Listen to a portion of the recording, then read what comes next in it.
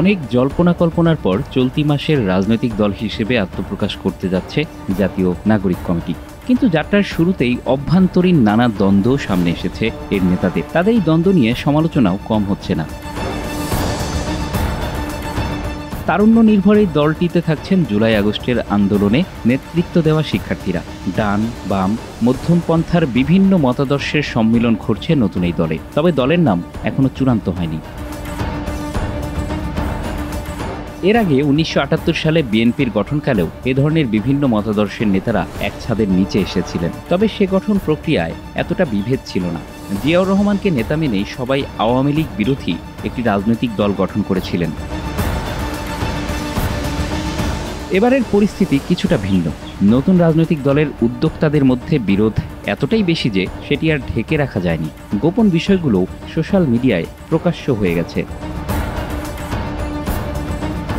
নতুন দলের আহ্বায়ক হিসেবে তথ্য উপদেষ্টা নাহিদ ইসলামকে মেনে নিয়েছে সব পক্ষই। তবে বাকি ৩টি পদে কারা আসবেন সেই প্রশ্নেই বিরোধ তৈরি হয়েছে। এই ইস্যুতে জাতীয় নাগরিক কমিটির কেন্দ্রীয় নেতৃত্বের মধ্যে অন্তত ৪টি বলয় তৈরি হয়েছে।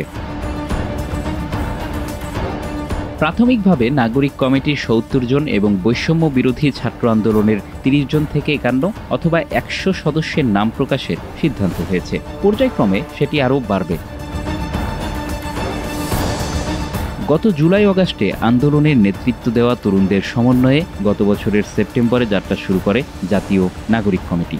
নাগরিক কমিটি যখন ধীরে ধীরে তাদের পরিসর বড় করতে শুরু করে, তখন তাতে যোগ দেন বাম ঘরানার ছাত্র সংগঠন, ছাত্র ফেডারেশন, ছাত্র ইউনিয়ন, রাষ্ট্রচিন্তার অনেকে। পাশাপাশি ছাত্র অধিকার পরিষদ, ছাত্র শক্তি, ইসলামী ছাত্র শিবির ও ছাত্র মজলিস সহ কওমি মাদ্রাসার ছাত্রদের অনেকেও যোগ দেন এই প্ল্যাটফর্মে।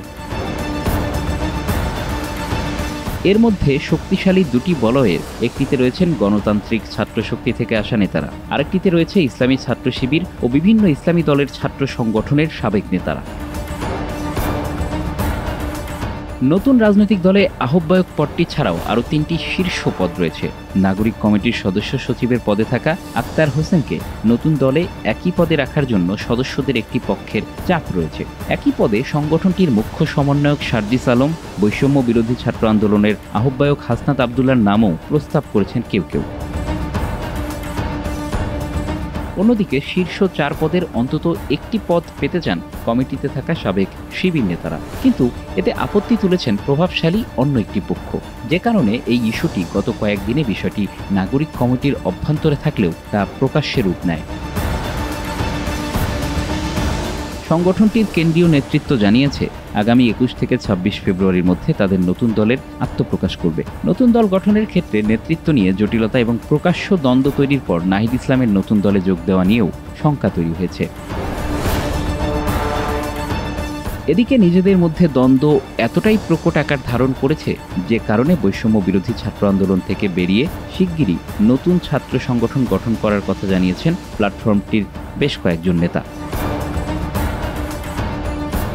Bangla affairs news desk.